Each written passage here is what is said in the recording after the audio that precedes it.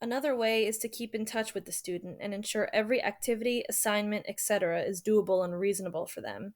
Expect that there will be times when they cannot complete certain assignments, but work with them and do whatever you can to assist them so they don't feel left out. Lastly, practice strategies for promoting communication for all students. Ensure that students are never without their AAC, meaning the student should have access to it at all times and have access to any supplemental items, such as if you have a student that uses technological AAC, make sure that they have a stylus they might need, make sure that they have a charger, they have access to an outlet, etc. Get to know your student who uses AAC, make sure they feel engaged and have assignments that relate to their passions. If your student is new to using their AAC, give them plenty of time and room to practice. The more comfortable they are, the better they can communicate. Be patient with your AAC student and always leave them appropriate time to respond. Make honoring not just your AAC students' communication needs, but all of your students' communication needs a priority. This will lead to producing students who are sensitive to others' needs and who are appropriate communicators. And back to this point, being patient with your AAC student, leaving them plenty of time to type or formulate their response. This is something that can help all students. Any student can benefit from a little bit more time to consider what they want to say. How this article relates to the social constructivist theory. According to the Berkeley Graduate Division, quote, the level of potential development is the level at which learning takes place. It compromises cognitive structures that are still in the process of maturing, but which can only mature under the guidance of or in collaboration with others, end quote, Berkeley Graduate Division.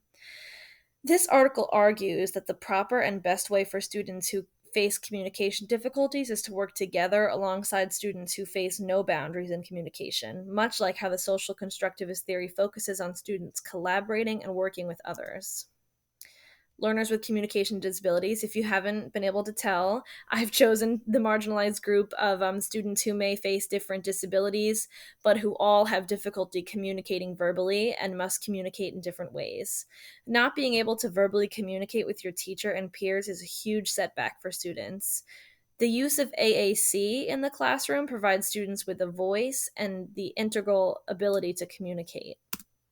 The challenges presented in this article mainly surround the educator. If the educator does not properly prepare for the disabled student and respect their need for specific care in certain areas, the student will struggle and experience stress, low success, and low self esteem. These students face the challenge every day of not being able to properly communicate. We need to adjust the way we address these students in the classroom in order to create a healthy environment for them. The strategies, again, to reiterate: one, get familiar with AAC, do your research. Two, watch AAC in action. Make sure that you're watching viable sources. Make sure that you're watching documentaries, not sitcoms. Use the three, use the Communication Bill of Rights as a guide. And four, practice strategies for promoting communication for all students.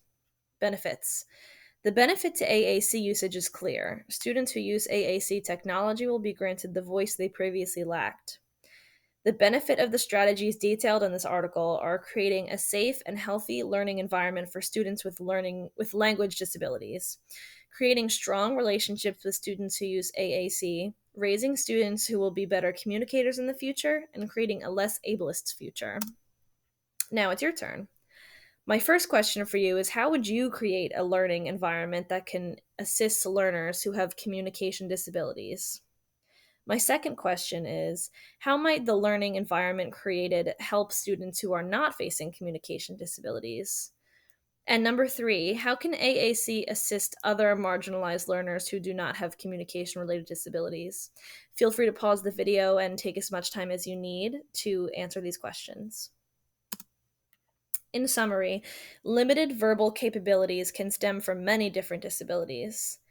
Augmentative and alternative communication isn't always in the form of technology, but will always assist students who need help communicating. Villegas's article touches on how AAC using students can thrive in an integrated classroom and provides 4 tips in preparing to teach these students. The article relates integrating students who use AAC tech to the social constructivist theory by promoting the use of